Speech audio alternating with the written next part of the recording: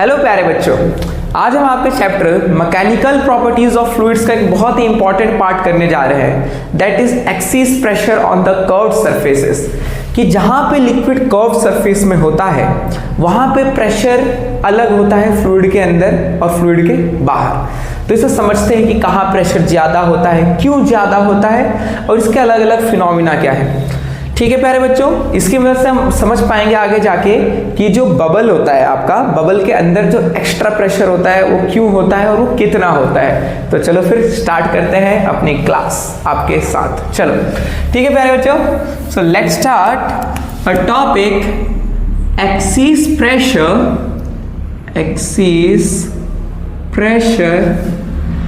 At the curved surfaces, at the curved surface, ठीक है, of fluid, curved surface of fluid. ठीक है प्यारे बच्चों, देखिए आप सभी कि आपका जो फ्लूइड है वो तीन तरह की शेप बना के रह सकता है। कितने टाइप की? तीन टाइप की। एंड व्हाट आर दे?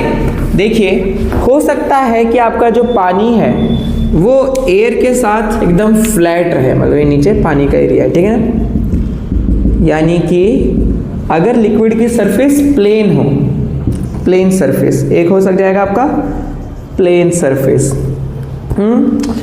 एक तरीके से पानी ऐसे रह सकता है जहां पे वो उठा हुआ हो, ऐसे मुड़ा हुआ, ठीक है ना, तो पानी की बूंद मुड़ी हुई रहती है ना, टेबल पर डालते हैं तो छोटा सा बूंद डालें तो इसके अंदर ये पानी है।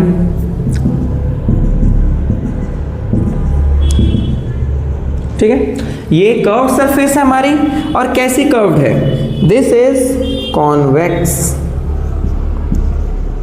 इस लिक्विड की सरफेस क्या है? कॉन्वेक्स। या फिर हो सकता है हमारे पास पानी इस शेप का हो प्यारे बच्चों। It can happen, Indeed it can happen. ये है हमारा पानी, मतलब पानी की जो सरफेस है वो ऐसे कॉनकेव सरफेस है, ठीक है ना, कॉनकेव सरफेस। तो अब देखते हैं किधर प्रेशर ज्यादा होगा, किधर प्रेशर कम होगा, और आप बहुत अच्छे से समझेंगे। ओके प्यारे बच्चों, तो देखो अब इसके अंदर हम पढ़ने जा रहे हैं। तो यहाँ पे जो प्लेन सरफेस है, यहाँ पे सरफेस टेंशन एक्ट करेगी, जो आपको पता है ना सरफेस टेंशन क्या होती है। अगर नहीं पता तो आप हमारी दूसरी वीडियो देख लीजिए, जो आपको यहाँ पे आई टैब पे मिल जाएगी उसकी लिंक। ओके प्यारे बच्चों, तो यहाँ पे देखिए सरफेस टेंशन वो एक, सिंपली बोले तो एक फोर्स है जो लग रही है कहाँ पर? मेम्ब्रेन के टॉप पे, मतलब जो लिक्विड का टॉप मेम्ब्रेन है उसके ऊपर एक फोर्स लगती है, खिंचाव, जो उसे खींचती है टेंजेंशियली, सरफेस के टेंजेंशियली लगती है। ओके, तो यहाँ पर ये है हमारे पास पानी, तो इस पर सरफेस टेंशन किसी भी पॉइंट को लेंगे, किसी भी लाइन को, तो वो एक उधर लगेगी और एक इधर, tangential force. Surface tension is a tangential force. Okay, तो दोनों तरफ सरफेस टेंशन इक्वल लग रही है अपोजिट डायरेक्शन में, तो नेट सरफेस टेंशन की वजह से जो फोर्स है वो कैंसल आउट हो जाएगा लिक्विड पे। मतलब सिंपली बोलें प्यारे बच्चों, तो लिक्विड पे सरफेस टेंशन की वजह से कोई नॉर्मल कंपोनेंट नहीं आएगा। सरफेस टेंशन एक उधर लग रही है और एक उधर लग रही है, दोनों ने एक दूसरे को कैंसल आउट कर दिया। ओके, तो यहाँ पे no extra force, no extra force, तो no extra pressure, no extra pressure. यानी कि अगर सरफेस प्लेन हो फ्लूइड की, तो सरफेस के ऊपर और सरफेस के नीचे कोई एक्स्ट्रा प्रेशर नहीं होता है। तो प्यारे बच्चों, अगर हम कह दें, इसे हम क्या बोलते हैं, VL से डिनोट कर देते हैं। लिक्विड है हमारा, तो VL, ठीक है ना, फ्लूइड हमारा लिक्विड की ही बात कर रहे हैं, तो ये है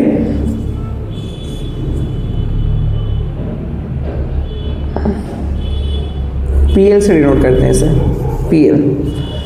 PL मतलब है प्रेशर ऑफ लिक्विड। क्या प्यारे बच्चों? Pressure of liquid, PL। और यहाँ एयर में क्या है, इसे हम डिनोट कर देते हैं PV से। ये हमारा वेपर प्रेशर, मतलब यहाँ पे जो आपका एयर है, यहाँ पे जो आपका एयर है प्यारे बच्चों, एयर वाली मीडियम का प्रेशर है PV, और जो ये वाटर का प्रेशर है वो है PL, इस लिक्विड का PL। ओके, तो इस केस में क्या है, आपका जो PV है वो बराबर है आपका PL के, PV बराबर PL। आप लोगों को क्लियरली दिख रहा है ना? नहीं दिख रहा हो तो बता दीजिएगा। ओके, चलो, PV बराबर PL। थोड़ा बड़ा बड़ा लिखते हैं, कोई नहीं। अब देखिए यहाँ पे जो बाहर का प्रेशर है वो PV है और अंदर का लेट से PL है। अब समझो प्यारे बच्चों, यहाँ पे जो सरफेस टेंशन लग रही है वो भी सरफेस के क्या है, टेंजेंशियल है, सरफेस की टेंजेंशियल। तो यहाँ पे इधर लग रही होगी सरफेस टेंशन और इधर इस डायरेक्शन में लग रही होगी। ओके ठीक है मेरे बच्चों, एक कॉमन पॉइंट से ले लेते हैं। तो दोनों ऐसे ऐसे टेंजेंशियल सरफेस के टेंजेंट लग रही है। तो प्यारे बच्चों अगर इसको एक हॉरिजॉन्टल लाइन ड्रॉ करें तो ये थीटा एंगल फॉर्म कर रहा है, ये भी थीटा एंगल फॉर्म कर रहा है। तो इस सरफेस टेंशन के हम दो कंपोनेंट्स कर सकते हैं, एक हॉरिजॉन्टल कंपोनेंट और एक वर्टिकल कंपोनेंट। तो देखो इस तरफ हो जाएगा आपका s cos थीटा, इस वाले सरफेस टेंशन का हो जाएगा इधर s cos थीटा, और दोनों का वर्टिकल कंपोनेंट ऐड हो जाएगा क्योंकि दोनों का वर्टिकल कंपोनेंट नीचे आएगा, वो हो जाएगा आपका 2s cos थीटा।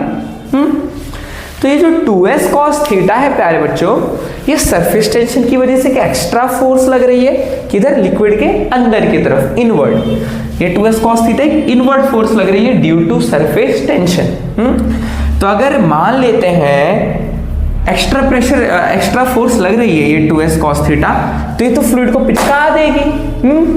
ये तो जो फ्लूइड है इसको पिचका देना चाहिए, बट नेचर में हम देखते हैं कि ऐसे सरफेस पॉसिबल है। तो हम कैसे बताएं इस फिनोमिना को कि ऐसे कॉन्वेक्स सरफेस पॉसिबल है? उसके लिए हमें यूज करना पड़ेगा एक कंसेप्ट कि जो फ्लूइड के अंदर होगा वो प्रेशर थोड़ा ज्यादा होगा। देखते हैं कैसे, देखो यहाँ पर ये जो 2s cos थीटा है ये एक्ट कर रहा है नीचे की तरफ, और PV प्रेशर वेपर का, जो हमने एयर का है उसे वेपर से डिनोट कर रहे हैं, वो भी नीचे की तरफ एक्ट कर रहा है। और मान लीजिए जो PL है, PL PV को बैलेंस कर रहे हैं, बट ये 2s cos थीटा तो एक्स्ट्रा है, यानी फ्लूइड पिचक जाएगा, यानी कि अंदर लिक्विड के अंदर जो प्रेशर है वो थोड़ा सा ज्यादा होना पड़ेगा। एक्सिस प्रेशर, क्या एक्सिस प्रेशर, क्या बोले कि फ्लूइड के अंदर एक एक्स्ट्रा प्रेशर होना पड़ेगा ताकि वो ये जो सरफेस टेंशन की वजह से जो एक्स्ट्रा फोर्स नीचे की लग रही है वो उसको बैलेंस आउट कर सके। मतलब एक्सिस फोर्स कह सकते हो। तो आपको पता है ना प्रेशर फोर्स अपॉन एरिया होता है, सिंपल सी बात है। यहाँ पे हम इंटरचेंजेबली यूज कर रहे हैं, ठीक है। अंदर एक्स्ट्रा प्रेशर लग रहा है ताकि उस सरफेस टेंशन की वजह से प्रोड्यूस होने वाले एक्स्ट्रा प्रेशर को बैलेंस आउट कर सके, काउंटर बैलेंस करने के लिए। क्योंकि देखो 2s cos थीटा नीचे लग रहा है, ठीक है, तो एक्सिस प्रेशर किधर लगना चाहिए, ऊपर, ताकि वो 2s cos थीटा को बैलेंस आउट कर ले, और जो हमारा फ्लूइड है वो इसी तरीके से शेप बना के रह जाए। ओके, तो एक्सिस प्रेशर किस तरफ है, किधर है, बताओ बताओ, एक्सिस प्रेशर।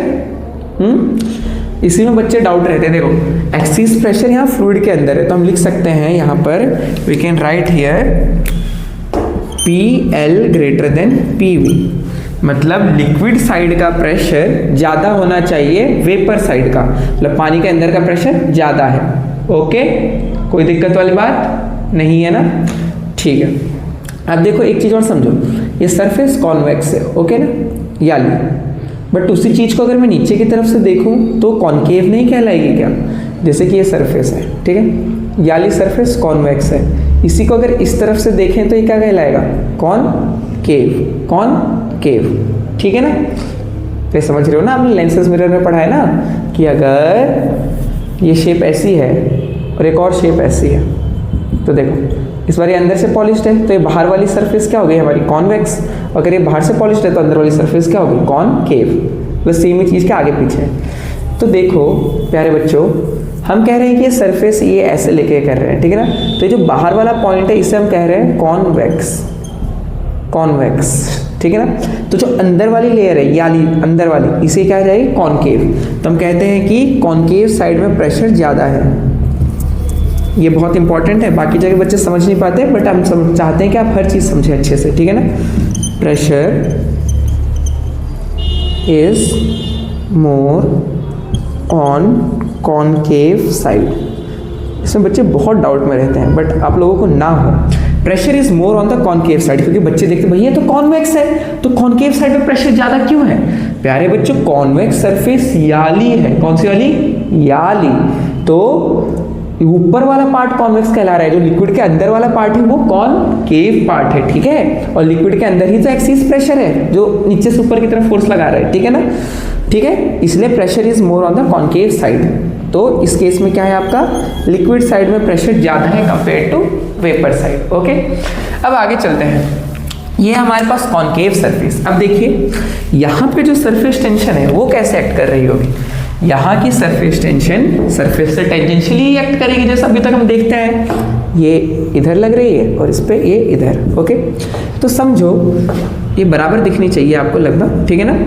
तो एक उधर लग रही है, एक इधर लग रही है, ठीक है। तो इसके भी दो कंपोनेंट हो जाएंगे, एक हॉरिजॉन्टल, अगर मैं से यहाँ हॉरिजॉन्टल से थीटा मान लूँ तो ये हॉरिजॉन्टल कंपोनेंट हो जाएगा, इधर इसका हॉरिजॉन्टल कंपोनेंट हो जाएगा, वो एक दूसरे को कैंसिल आउट कर देंगे। जैसे यहाँ पे हो रहा था, कॉस थीटा एक दूसरे को कैंसिल आउट कर दे रहे थे, और जो ये वर्टिकल कंपोनेंट है वो ऐड हो जाएंगे। बट देखो प्यारे बच्चों, ये है आपके सरफेस टेंशन इधर, तो इनके वर्टिकल कंपोनेंट तो इधर की तरफ ऐड होंगे, ठीक है ना। एक उधर एक इधर, दो फोर्स इधर लग रही है, तो हमारा फोर्स नेट फोर्स किधर जाएगा, ऊपर की तरफ, ठीक है ना प्यारे बच्चों। तो ऊपर की तरफ लग रहा है नेट फोर्स। ये क्या है, net force due to surface tension. ये क्या है, net force due to surface tension. Net force due to surface tension, जैसे यहाँ पे डाउनवर्ड लग रहा था 2s cos थीटा, वैसे यहाँ पे ऊपर की तरफ लग रहा है। ओके, तो यहाँ जो ऊपर की तरफ फोर्स लग रहा है तो क्या होना चाहिए, लिक्विड को तो ऊपर उठ जाना चाहिए, शेप उठ के ऐसे बराबर हो जानी चाहिए। बट ऐसे शेप में भी मिलता है हमें लिक्विड जो कि कॉनकेव हो, इस तरीके से, ठीक है ना। तो इसको समझने के लिए भी हमें एक्सिस प्रेशर का कंसेप्ट यूज करना पड़ेगा, और उस एक्सिस प्रेशर को समझने के लिए हमें यहाँ पे कुछ चीजें अज्यूम करनी पड़ेगी जो कि रियलिटी है।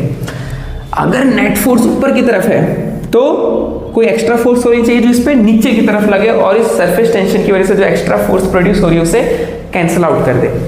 तो वो क्या होगा, देखो, तो ऊपर से नीचे की तरफ प्रेशर लगेगा, axis pressure,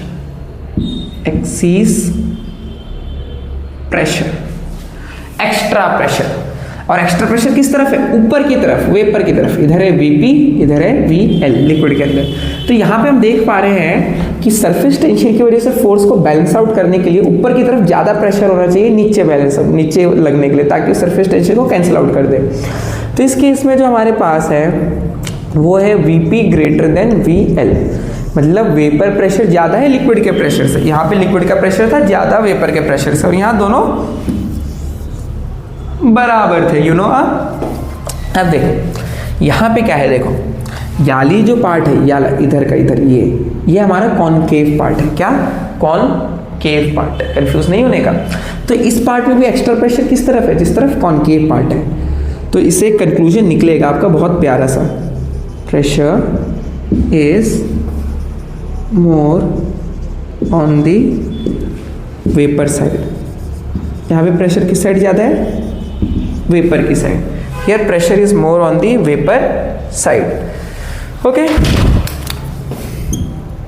that is on the concave side, that is on the concave side. देखो प्यारे बच्चों, तो ओवरऑल कंक्लूजन क्या निकला कि अगर सरफेस कहीं पे कर्व्ड है तो वहां पे कहीं ना कहीं प्रेशर एक्सिस होगा ही होगा, और वो प्रेशर एक्सिस किस तरफ होगा, it will be on the concave side of the shape. Okay, concave side. यहाँ पे एक्स्ट्रा प्रेशर था हमारा फ्लूइड की तरफ, क्योंकि याला कॉनकेव पार्ट था, ठीक है। यहाँ पे हमारा कॉनकेव पार्ट याला है, तो प्रेशर इस बार यहाँ पे ज्यादा है, वेपर की साइड। ओके, तो मेन चीज आपको कंसेप्चुअली समझना है जो कि हमने आपको समझाया, और बाद में याद रख लेना है कि कॉनकेव साइड में प्रेशर ज्यादा होगा।